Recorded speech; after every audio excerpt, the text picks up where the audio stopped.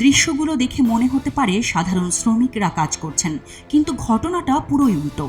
ভারত বাংলাদেশের সীমান্ত দিয়ে এভাবেই প্রকাশ্যে অবৈধভাবে চিনির চালান নিয়ে আসা হয়, আর এতে কাজ করেন দুই দেশের অসাধু ব্যবসায়ীরা। দেশে চাহিদার প্রায় 25% চিনি অবৈধভাবে সীমান্ত দিয়ে দেশের বাজারে অনুপ্রবেশ ঘটছে।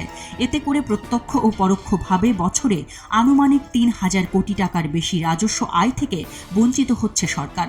ভারত বাংলাদেশ সীমান্তবর্তী এলাকার অন্তত 27টি চোরাই পথ দিয়ে প্রতিনিয়ত ভারতের নিম্নমানের ও অস্বাস্থ্যকর ভেজাল চিনি দেশে আসছে।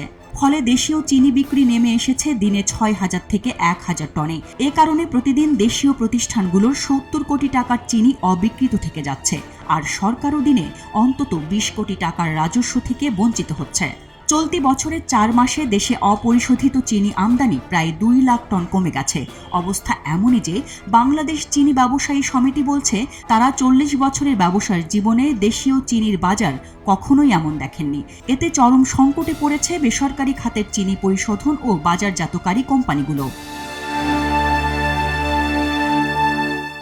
সরকারি চিনি কলের সাবেক এমডি মোহাম্মদ মোজাম্মেল হক আশঙ্কা করছেন, চোরাচালান যেভাবে একসময় সরকারি চিনি কলগুলোকে রুগ্ন করেছে, এবার বেসরকারি শিল্পকেও ধ্বংস করবে। সংশ্লিষ্টদের প্রতি দ্রুত এ বিষয়ে ব্যবস্থা নেওয়ার তাগাদা তার।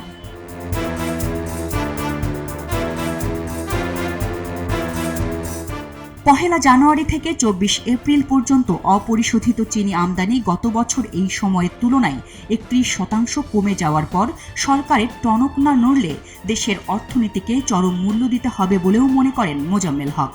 এদিকে আইন শৃঙ্খলা বাহিনীর অভিযানেও এসব অবৈধ চিনি আসা ঠেকানো যাচ্ছে না।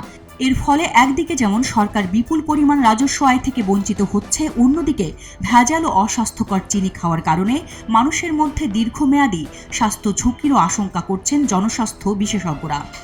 দ্রুত এসব অবৈধ চিনি যাতে দেশে না আসতে পারে সেজন্য কার্যকর উদ্যোগ নেওয়ার দাবি সংশ্লিষ্টদের।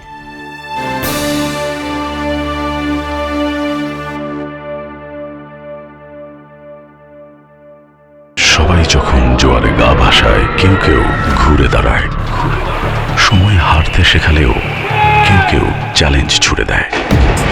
পক্ষপাতের ভিড়ে আজ থেকে কোনো পক্ষ নয়, খবর হবে নিরপেক্ষ।